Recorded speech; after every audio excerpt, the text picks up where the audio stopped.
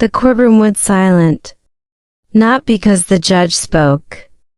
Not because a verdict was read. But because someone whispered, "That wasn't supposed to be there." I didn't move. Across the room, his lawyer froze mid-sentence. The judge stopped turning the page. And the man who'd been so confident all morning finally really looked at me for the first time. The judge cleared her throat. "Who authorized this document?" No one answered. I watched his expression change, slowly, painfully, as he realized the case he thought he controlled had just slipped out of his hands. And that whatever happened next, he was no longer prepared for it. The recess didn't bring noise. It brought tension. People stood in clusters that didn't make sense anymore. Conversations started and stopped. Phones came out, then disappeared again. No one wanted to be the first to say the wrong thing. I stayed seated. Someone asked if I needed water. I shook my head. My hands were steady now. That surprised me more than anything else. Across the room, his legal team huddled tightly. One of them kept glancing toward the door, another kept checking his watch, then his phone, then the watch again. He didn't sit. He paced, slow at first, controlled, like someone trying to look unbothered while counting exits. The judge returned before anyone expected her to. When she took her seat, the room followed. She didn't call the room to order right away. She opened a folder instead. A different one this time, thicker, worn. She turned a page, then another. "Before we proceed," she said, "there's a procedural matter that needs to be addressed." His attorney straightened. "Your Honor." "With respect, we were under the impression." She looked up. "That was enough. This court has received material that directly affects jurisdiction." She continued, "and credibility." The second word landed harder than the first. I felt eyes shift toward me, not curiosity. Something closer to unease. The judge leaned forward. "I want to be very clear. This court does not take lightly the submission of false or incomplete disclosures." Silence again. She tapped the page in front of her. "Once, Mr. Morrison," she said, "did you personally review the financial statements submitted on your behalf?" He hesitated. Just a fraction of a second. "Yes," he said. The judge nodded slowly. "All of them." His lawyer opened his mouth, closed it again. "Yes," he repeated. The judge flipped the page. Then she looked at me. "Mrs. Morrison," she said, "did you have access to these documents at any point during your marriage?" I stood. "Yes." His head snapped toward me. The judge raised her hand without looking at him. "Let her finish." "Yes," I said again. Evenly, but not the versions this court received.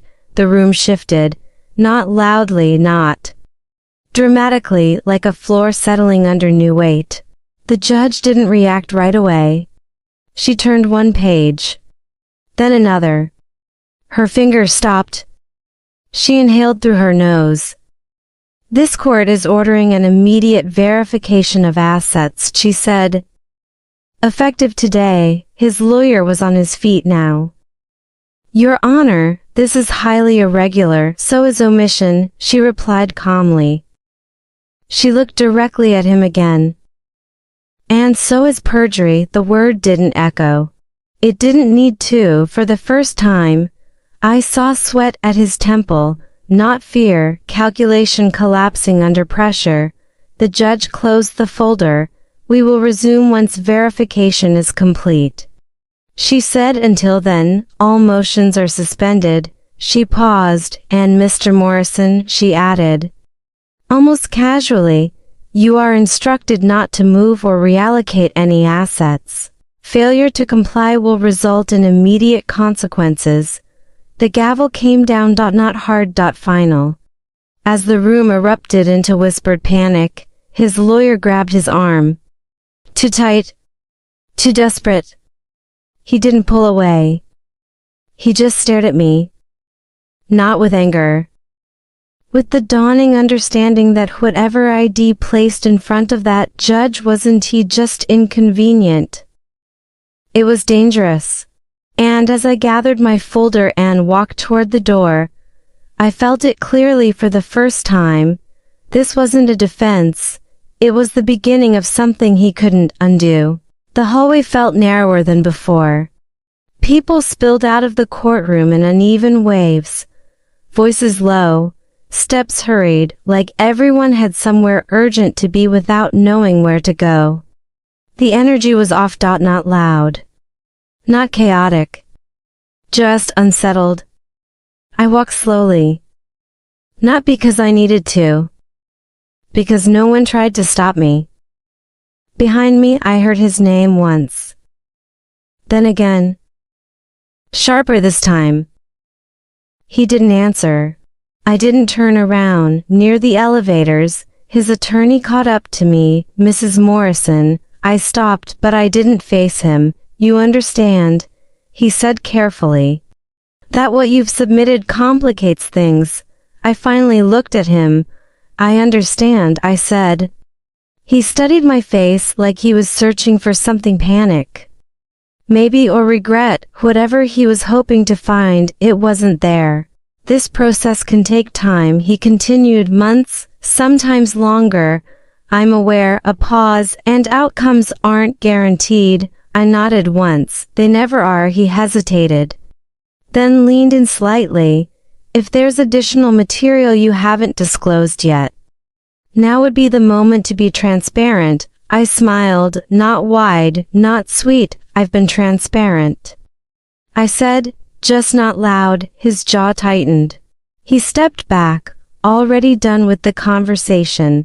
The elevator doors opened. I stepped inside alone. As the doors closed, I caught a glimpse of him down the hall, surrounded now. No longer directing anything, just listening, absorbing. The ride down was silent. Outside, the air felt colder, sharper, like the city had shifted while we were inside. I stood on the courthouse steps and checked my phone for the first time that day. 3 missed calls. 1 voicemail. I didn't open it. Instead, I walked a block. Then another. Letting the noise thin out. Letting my thoughts settle into something usable. Halfway down the street, my phone rang again. I answered this time. You blindsided us, his voice said immediately. No greeting. No pretense. I submitted documents, I said. That's not a blindside. You knew exactly what you were doing. Yes, a breath on the other end, controlled, measured. This isn't over, he said. I know. Another pause. You're making things worse for yourself. I stopped walking, for the first time. I said quietly. I'm not measuring things that way. Silence stretched between us. Not courtroom silence. Something thinner, more personal. You think you've won something, he said finally. I don't think that, I replied. I think you've lost track of what you're standing on. He laughed once, short. Unconvincing. You always did like metaphors. I always liked patterns, I said. You just assumed I wasn't paying attention. The line went dead. I stood there for a moment longer, phone still pressed to my ear, listening to nothing. Then I lowered it and kept walking, because somewhere behind me, plans were being rewritten in a rush. And somewhere ahead of me, something I'd been waiting a long time to see had finally started to crack. The first thing that changed was the tone, not the messages themselves, just the way they were written. People who used to sound certain now chose their words carefully. Emails that once ended with confidence started ending with questions. Phone calls opened with politeness instead of authority. I noticed it immediately. By mid-morning, the requests began to arrive, not demands, requests. A former colleague asked if I was available to clarify a few things. An assistant I barely remembered wanted to confirm timelines. Someone else asked casually, almost apologetically, whether I was still represented. I answered none of them instead. I went through my day the same way I always had. Grocery store. Dry cleaning. A short walk that had nothing to do with thinking and everything to do with breathing. At the checkout line, my phone buzzed again. A message from a number I didn't recognize. We should meet. Neutral location. Coffee. I stared at the screen. Then I put my phone back in my pocket and paid for my groceries. When I got home, there was an envelope taped to my door. No stamp. No return address. Just my name, written carefully, like the person wanted it to look respectful.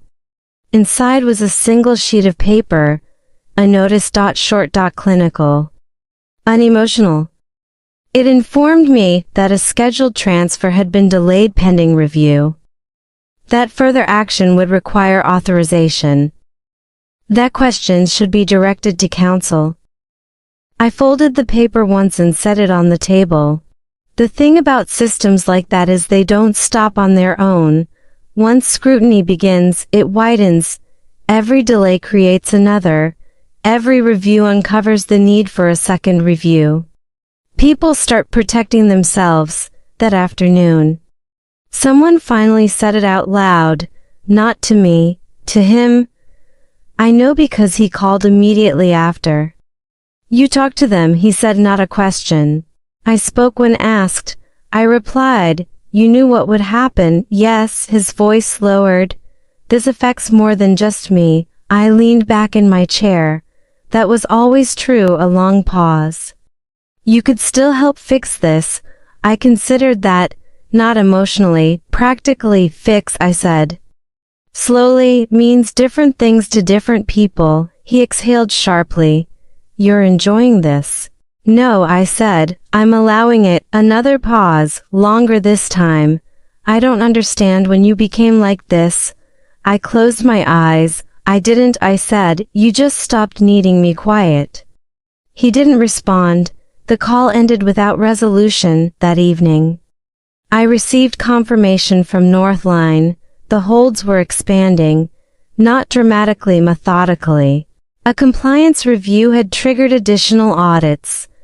Associated entities were now included. Temporary measures were becoming less temporary. Nothing illegal had been declared yet. But suspicion had entered the room, and suspicion, once invited, doesn't leave politely. I poured a glass of water and stood by the window, across the street. Life continued exactly as it always had. Cars passed. Lights turned on. Someone laughed. Inside, my phone buzzed again. This time, it was someone I hadn't heard from in years. Are you okay? I saw something today. I think it's connected to you. I didn't reply right away. Because this part was important. Not the attention. Not the momentum. But the restraint. I had learned, over time, that the worst mistake people make when power shifts is announcing it. So I stayed quiet, and somewhere else, in an office that wasn't mine, someone realized too late that the problem wasn't the documents, it was the trail. The first person to break didn't call me. They called him. I found out later, the way these things always surface through a pause that lasts too long, through a conversation that ends abruptly, through a message that never gets returned. That morning, my phone stayed quiet. Too quiet. By noon it rang. I recognized the number, even though it had been years. Hi, the voice said. Careful. Polite. Overly so. It's been a long time. Yes, I said, it has. I wasn't sure if you'd take my call. I'm listening. Another pause. Then I think you should know, things are moving. I leaned against the counter. letting the weight of that sentence settle. How so? I asked. There are questions, the voice continued, more than before, and people are answering them. I waited. Not everyone, they added quickly. But enough for what? For things to stop being contained. I thanked them and hung up. An hour later, his assistant emailed me. Short. Professional. Too clean. Please confirm whether you are available for a brief conversation this afternoon. I didn't reply. Then came the message from someone else. He's furious. Not at you. At everyone. I read that one twice. Anger redirected is always a sign of panic. By mid-afternoon, the rumors had sharpened. Not louder, clearer. Details began to align. Timelines overlapped. People started comparing notes they'd never intended to share. I went out for a walk. The sky was overcast, heavy with rain it hadn't decided to release yet. The kind of day where everything feels like it's waiting for permission. My phone rang again. This time, I answered. I can't do this anymore, the voice said immediately. I recognized it now. You said you wouldn't involve me, they continued. You promised. I didn't call you. I said calmly, I know, they replied. That's the problem. I listened as they spoke quickly, nervously, about meetings that no longer included them, about documents being requested twice, about a tone that had shifted overnight. They asked me to verify things I've never been allowed to see, they said. Do you understand what that means? Yes, I said. It means they don't trust the answers they're getting. Silence. Then, quieter. If this goes where I think it's going, I need distance. I looked down at the sidewalk, cracked and uneven beneath my feet. Then take it, I said. You're not angry, no. A shaky breath on the other end. You always were better at this than he realized. The call ended. That evening, the news reached him, not officially, not yet. But loyalty has a sound when it fractures. It's subtle. Phones stop being answered. Meetings get postponed. Advice turns vague. He called me just after sunset. This time, there was no accusation in his voice. Only urgency. People are talking, he said. Yes, they're saying things that aren't true, then correct them. Another pause. I can't, he admitted. I closed my eyes. That was the moment. Not when the documents were submitted. Not when the accounts froze. But when he said that. Because control doesn't disappear all at once. It leaks. And once people notice the leak, they start stepping away from the spill. I ended the call without explanation. Later that night, I received a message from someone I hadn't expected to hear from at all. I think it's time I told them what I know. I stared at the screen for a long moment.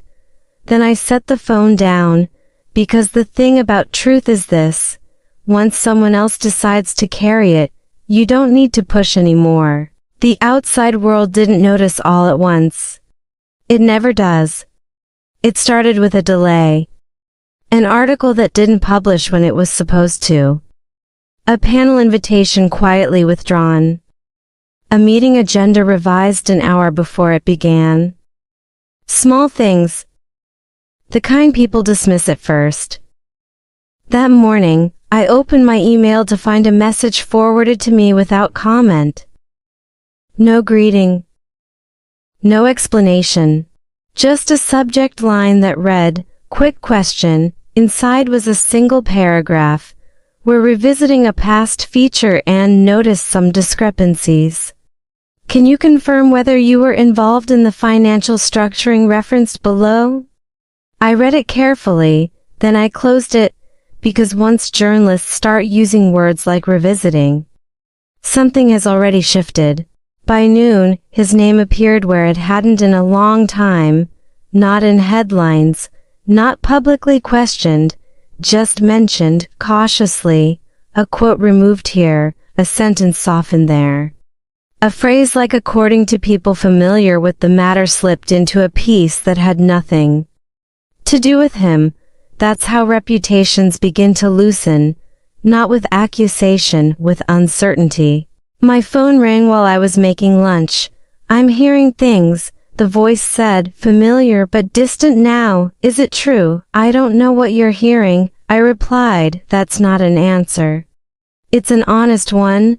They exhaled. People are distancing themselves, yes, from him. They clarified, and from anything connected. I stirred the pot in front of me, slow and deliberate. That happens, I said, when no one wants to be the last person defending a story that's changing. Another pause.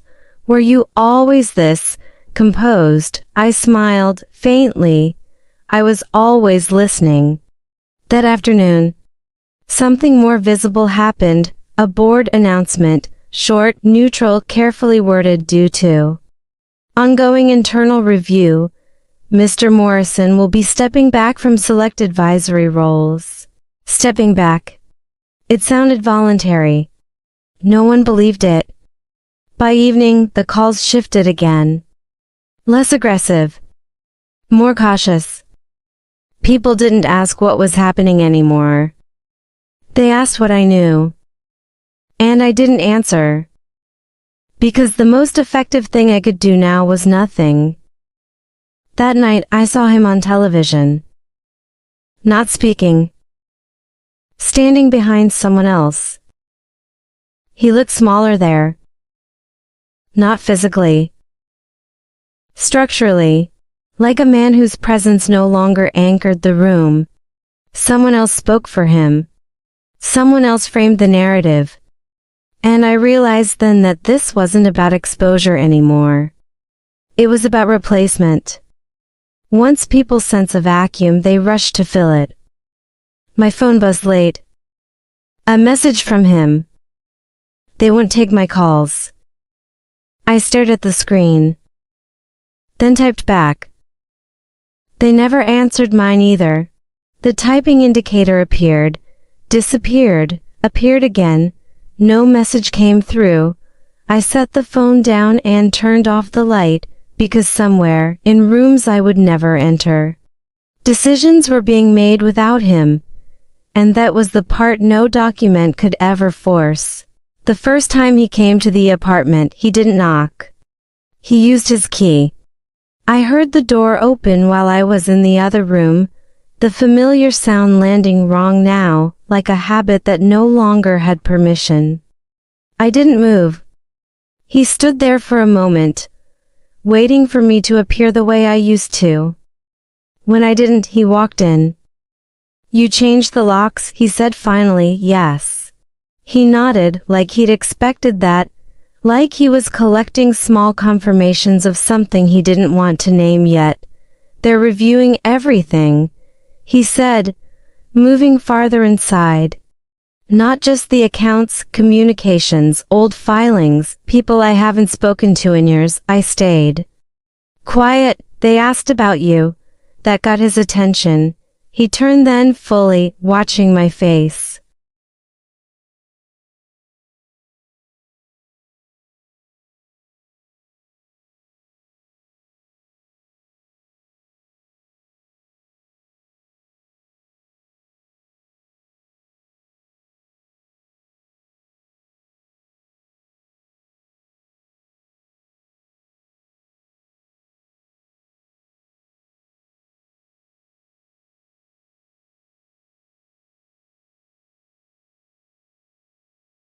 He leaned forward, elbows on his knees.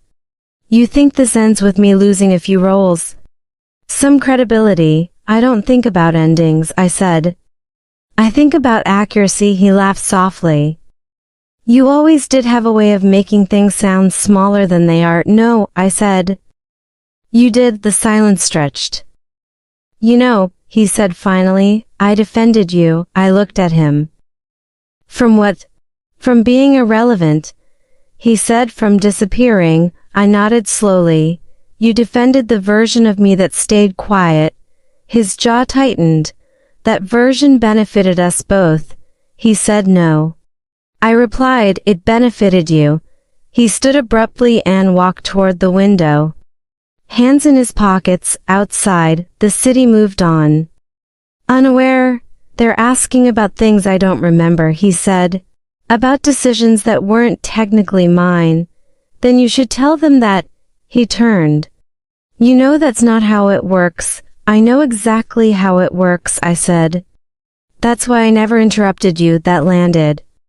He studied me like he was seeing me clearly for the first time and realizing how long he'd misread the situation. You planned this, he said. I shook my head. I prepared for it. He scoffed, what's the difference? Timing, I said, and patience. He looked away. They're saying if this continues. He said quietly, some people are going to distance themselves permanently. Yes, you're okay with that. I considered him, the man who once assumed permanence was something he could guarantee. I'm okay with things being accurate, I said. He stood there for a long time after that. Then, without another word, he picked up his jacket and walked out. The door closed softly behind him. I didn't lock it right away. Because this wasn't about shutting him out. It was about letting him feel, for once, what it's like when the world doesn't rearrange itself around your certainty. And as I finally turned the lock, I understood something clearly. This wasn't the part where he fought back. This was the part where he realized there was nothing left to fight with. The messages slowed after that, not because things were improving, because people had learned what silence meant. The next morning, I woke to a single notification, not from him. Not from anyone close to the situation. A calendar update, meeting canceled, no reschedule. Planned, I stared at it longer than I should have. That meeting had existed for years, quarterly. Automatic and touchable. Until it wasn't, by mid-morning, the cancellations multiplied. Not sent to me directly, forwarded, mentioned, referenced in conversations that weren't meant for my ears, someone said. They're restructuring, someone else said. It's temporary, no one said his name. That was the part that mattered. I went out for coffee. The barista recognized me, smiled the way people do when they think familiarity is still safe. Usual, she asked, yes, while I waited. I felt it before I heard it, the shift behind me. A pause in conversation, a space opening where someone had decided not to speak. I turned. Two people stood a few feet away, voices lowered to late. One of them caught my eye. The smile that followed was polite, careful. How are you? They asked. I'm well, that's good. They said quickly, good to hear. They didn't ask about him, they didn't need to that afternoon. The first official notice arrived, not dramatic, not threatening, just precise. It informed him that his advisory position had been suspended pending review. No timeline, no reassurance, just language that suggested patience was expected from someone who no longer had leverage. He called me an hour later. I've been asked to step away. He said, yes, they say it's procedural, yes, they won't give me a date, no silence. They're asking people to verify things. He continued, independently. I closed my eyes, independently. I repeated, they said it's standard, it is, I said, when they stopped trusting summaries. Another pause. You could help contextualize this. He said, you know how these people think. I know how they document, I replied, that's not fair. I opened my eyes and looked at the wall in front of me. Bare. Neutral. And interested. Fair, I said, was never part of the structure. His breath caught. Just slightly. You're punishing me, he said. No, I replied. I stopped absorbing it, the line went quiet. Then, softer, what do you want? I thought about that. I want accuracy, I said. Across the board, he didn't answer. That evening, a name appeared where his used to be, not replacing him outright, just positioned beside it, a contingency, the thing people prepare before they admit they're letting go. I watched the announcement scroll past on my screen. Brief and unremarkable, and I understood then that this was no longer about exposure or proof, it was about redundancy. Once you become replaceable, the story moves on without you, and for the first time, I felt something loosen inside me, not satisfaction, relief, because the unraveling was no longer loud. It was procedural. The messages slowed after that, not because things were improving, because people had learned what silence meant. The next morning, I woke to a single notification, not from him. Not from anyone close to the situation. A calendar update, meeting cancelled, no reschedule. Planned, I stared at it longer than I should have. That meeting had existed for years, quarterly. Automatic and touchable. Until it wasn't, by mid-morning, the cancellations multiplied.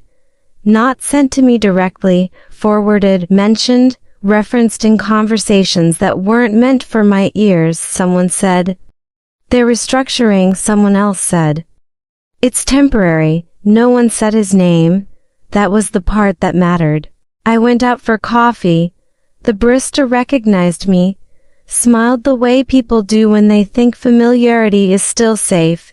Usual, she asked, yes, while I waited. I felt it before I heard it, the shift behind me. A pause in conversation, a space opening where someone had decided not to speak. I turned. Two people stood a few feet away, voices lowered to late. One of them caught my eye. The smile that followed was polite, careful. How are you? They asked. I'm well, that's good. They said quickly, good to hear. They didn't ask about him, they didn't need to that afternoon. The first official notice arrived, not dramatic, not threatening, just precise. It informed him that his advisory position had been suspended pending review. No timeline, no reassurance, just language that suggested patience was expected from someone who no longer had leverage. He called me an hour later. I've been asked to step away. He said, yes, they say it's procedural, yes, they won't give me a date, no silence. They're asking people to verify things. He continued, independently. I closed my eyes, independently. I repeated, they said it's standard, it is, I said, when they stopped trusting summaries. Another pause. You could help contextualize this. He said, you know how these people think. I know how they document, I replied, that's not fair. I opened my eyes and looked at the wall in front of me. Bare. Neutral. And interested. Fair, I said, was never part of the structure. His breath caught. Just slightly. You're punishing me, he said. No, I replied. I stopped absorbing it, the line went quiet. Then, softer, what do you want? I thought about that. I want accuracy, I said. Across the board, he didn't answer. That evening, a name appeared where his used to be, not replacing him outright, just positioned beside it, a contingency, the thing people prepare before they admit they're letting go. I watched the announcement scroll past on my screen. Brief and unremarkable, and I understood then that this was no longer about exposure or proof, it was about redundancy. Once you become replaceable, the story moves on without you, and for the first time, I felt something loosen inside me, not satisfaction, relief, because the unraveling was no longer loud. It was procedural. The last illusion didn't fall in public. There was no announcement, no article, no formal language to soften it. It fell quietly in a room I wasn't in. I found out through a message sent without context. They're separating from him. Completely. No subject line. No explanation. Just that sentence. I read it twice. Then I set the phone down and finished what I was doing. That was the strangest part of all this. How ordinary everything still felt. The world hadn't paused to acknowledge the shift. It never does. Later that day, he came by again. This time he knocked. I opened the door and stepped aside without a word. He looked smaller now. Not defeated. Just unanchored. Like someone who had spent years leaning on something solid, only to realize it had been hollow. They're done, he said, no anger, no disbelief, just statement. Yes, they didn't say it like that. He added quickly, they said they're restructuring, that they need distance, yes. They thanked me, he said. Almost incredulous for my contributions, I nodded, that's how it usually sounds. He sat down. Heavily, hands clasped together. I thought loyalty meant something, he said. It does, I replied. Just not forever. He looked up at me then, really looked. You could have burned everything down. He said, you didn't. I didn't need to. Why? He asked. Why not take more? I thought about that for a long moment because collapse doesn't need encouragement, I said, just space. He leaned back and stared at the ceiling. They're still investigating, he said quietly. They might find things I don't even remember. I know.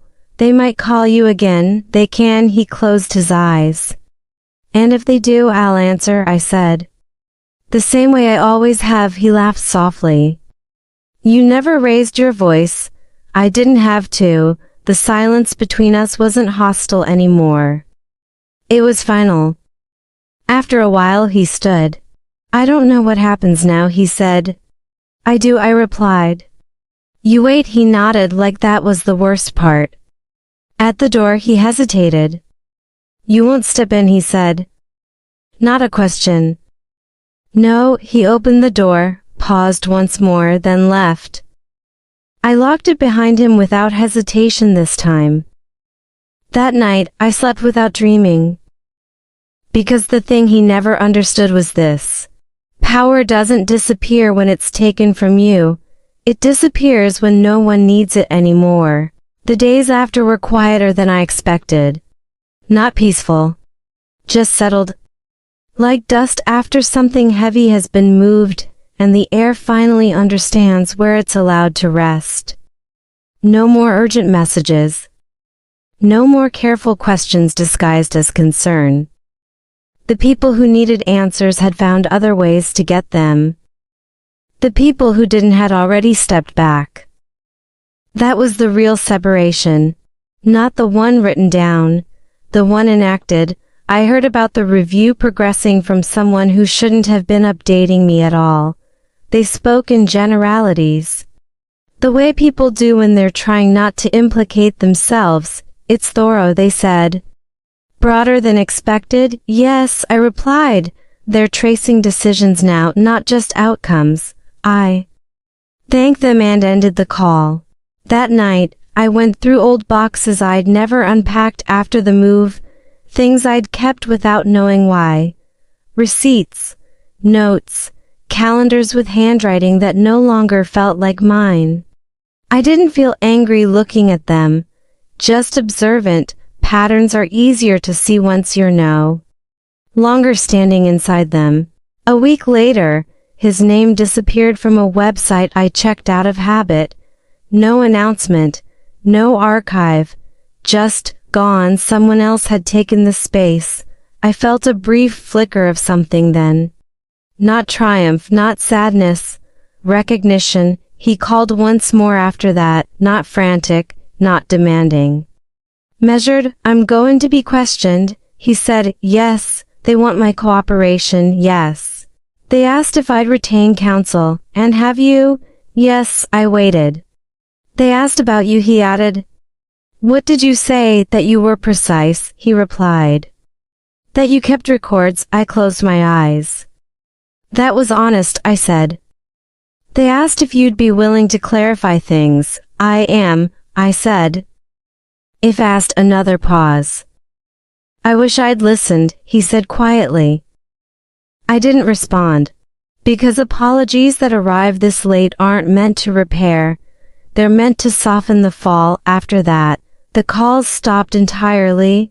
Weeks passed. Then months. I adjusted without ceremony. Changed routines. Made decisions without explaining them to anyone. Let silence do what it does. Best make space. One afternoon, I ran into someone we used to know well. They hesitated when they saw me. Then smiled. You seem lighter, they said. I am, I replied.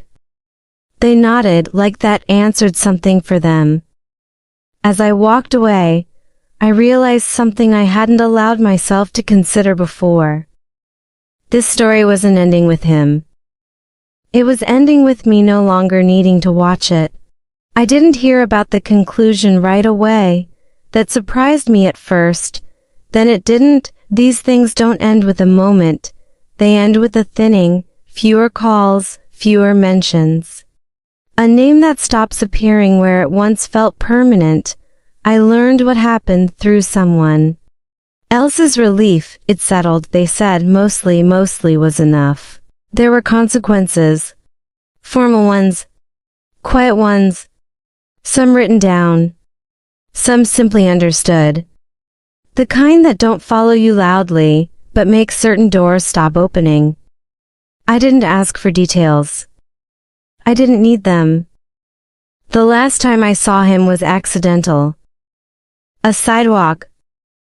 Late afternoon. The city doing what it always does, indifferent and busy. He was thinner. Older somehow. Not ruined. Just ordinary. He saw me at the same time I saw him. We stopped. No anger crossed his face. No resentment. Just recognition. I suppose this is where we pretend we don't know each other, he said. We don't have to pretend, I replied. He nodded. You got what you wanted. I thought about that. No, I said. I stopped carrying what you didn't want to hold. He studied me for a moment, then smiled. Not bitter. Just tired. You were always patient. He said yes, and I mistook that for weakness. I didn't correct him, because he finally understood the difference. We stood there a second longer than necessary. Then he stepped aside and let me pass. I didn't look back. Not because I was trying to be strong. Because there was nothing left behind me that required attention. That night, I sat by the window and watched the lights come on across the street, lives unfolding, stories continuing, none of them asking me to explain anything. And I realized something simple. Justice didn't arrive loudly, it didn't need witnesses, it didn't even need acknowledgement. It arrived when I no longer felt the need to speak, and that was enough.